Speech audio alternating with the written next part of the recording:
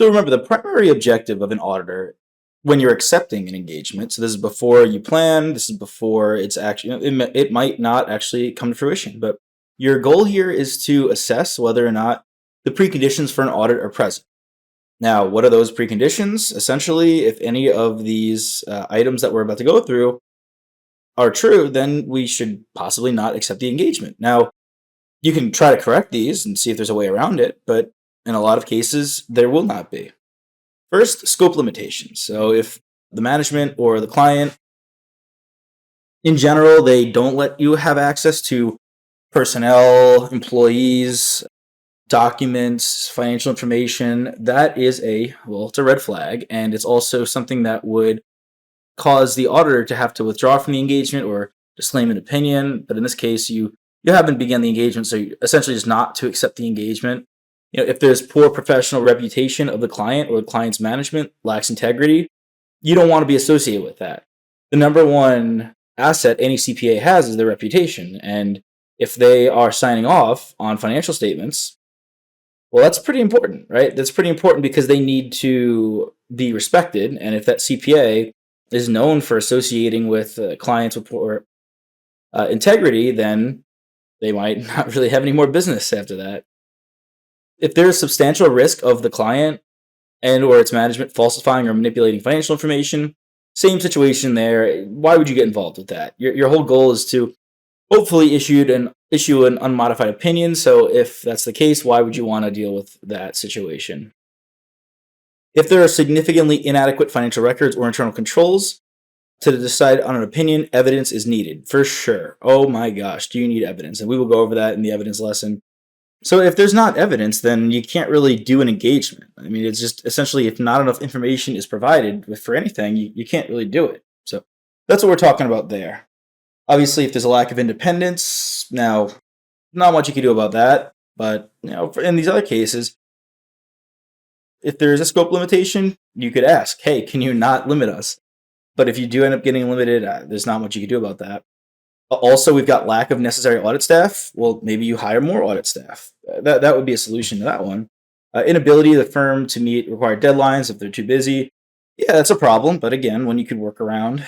But definitely conditions and reasons you should consider before accepting an engagement. We've said it before, we'll say it again. If the auditor does not have experience in the client's field, this is not a reason to decline the engagement. This is a common multiple choice question trick they'll try to get you with. The auditor can gain the experience or work with a specialist. So you don't have to have had experience in manufacturing, tech, biotech, anything like that. You can just get a specialist, or you can just gain the experience through the audit. Engagement terms. So these are to be discussed with management and or the client before conducting any field work. So still, these are what you are to be agreed upon within that initial engagement phase.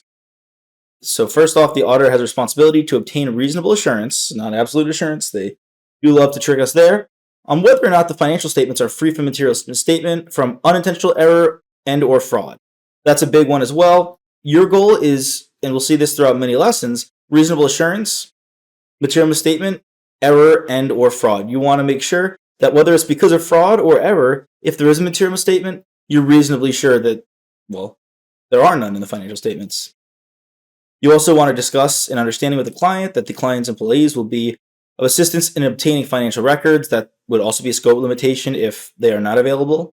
And remember that management has a responsibility to correct any material misstatements that the auditor discovers. It is management's responsibility to prepare and present the financial statements, and management has responsibility over everything in the entity, such as designing, implementing, and maintaining internal controls. Management has to provide the auditor with all financial information and employees necessary for the audit. So you can't withhold bank statements, you can't withhold debt agreements or anything. Everything needs to be open book for the auditor. We need to have an understanding of the objectives and limitations of the engagement. Similarly, if we are doing a review, well, the management needs to know that it's a review, right? Which is significantly less in scope than an audit. So we will not be doing a lot of those audit procedures. A couple more points, the responsibilities of both management and the auditor, for sure. We want to make sure it's just like if you're going to enter into any contract with anyone, you want to know for both parties, what are their responsibilities? And then if there is a predecessor auditor, you are going to want to discuss that as well. Hey there! Are you ready to not only pass your CPA exams, but truly understand and enjoy the material while studying? I know it seems impossible, right? Especially to enjoy the material? We'll do it together. Tap into the power of CPA.examprep.ai, where we've got personalized quizzes, multiple choice questions, memorization guides, flashcards, simulations, all tailored to your learning. Our adaptive study planning puts you on the fastest path to success and lifts you back up if you fall behind. Avoid wasting your precious time and money attempting an exam with a low chance of passing, because who wants that? We want to get you through this process as quick as possible. Our exam readiness prediction lets you walk in with confidence, knowing that you're prepared for success on exam day. Thankfully, there's no payment method needed to get started, so why don't you come join us? Visit cpa.examprep.ai and let's achieve your exam success together.